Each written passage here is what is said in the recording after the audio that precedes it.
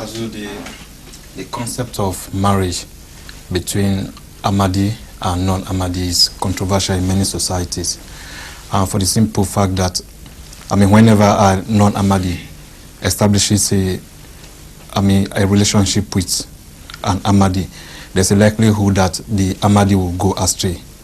But wherein there is a possibility of converting the non-Ahmadi partner to Ahmadiyya, should there be a compromise?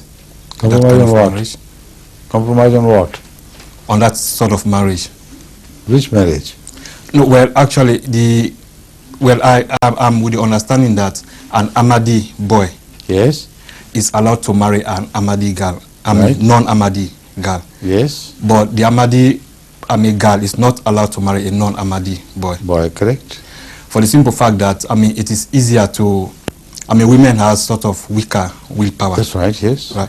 But wherein there's a possibility for the woman to convert the man, should that be a compromise? To convert the man into... You see, that is a compromise in religion, which is not permissible.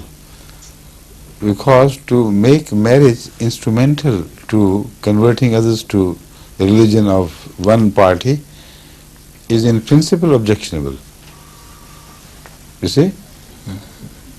It's not the right way of spreading a faith at all. Because if you have the if you convert somebody for the sake of the wife, then his religion will only carry meaning in the family relationship no more, not to God anyway. It will have no meaning to God. That is why the Holy Prophet ﷺ has mentioned that innamal a'malu binniyate. The actions will always be judged by the intentions. And the intentions make actions. In the explanation of this hadith, Ahmadi Muslim has made it manifestly clear that many a time the intention influences the actions, and in a manner that the actions may appear to be differently directed, but they ultimately reach their goal and end there. He explains, if one marries a wife a person for her beauty, a husband or a man marries a girl for her beauty and has her, then the purpose is ended. He's got her. But it will have nothing to do with God. If you pay anything for the sake of gaining good reputation, earning good reputation in the society, that he is a very great philanthropist, he serves the cause of the poor, so the object is met. You have got the fruit. No more. What do you expect from God then? So the intentions determine the nature of the actions, and they end with the actions once the purpose is achieved. But the actions of the Muslims must be determined by their intentions, which should always be directed to God. If the intentions are related to God, then they can't create limited actions which will end with the death. Already I have proved with reference to this hadith that the intentions give either a short life to the actions. The actions would correspond to the intention in the manner that you achieve the worldly purpose, and both the intention and the action have come to an end, finished.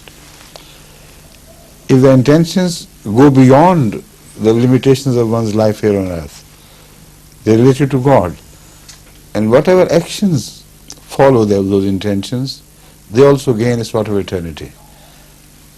Then it is for Allah to reward them and to take account of them in the future after death. So these are such fundamental issues you are raising. there can't be any compromise on any worldly, with any worldly motives, because then it will be just cheating yourself and cheating God. Some people do, but there we have our own limitations as well. We have to accept the cheating. If somebody says, I have become an Ahmadi Muslim, now we can't peep into the intentions. Although apparently he seems to be wrong, he is doing it for the sake of the wife, the girl, yet we will not penalize the family, because we have to accept the intention on its face value. That purpose will be served, of course, but it's not of any avail to the person, nor to the girl who escapes the sanctions from the Jamma'at because the so-called would-be husband has accepted Ahmadiyyat. God knows best, and he can't be cheated. That again is a safeguard against anybody trying to cheat others because his intentions are not readable. Right? You should understand the whole issue in this larger, bigger perspective. Correct? Yeah. Thank you.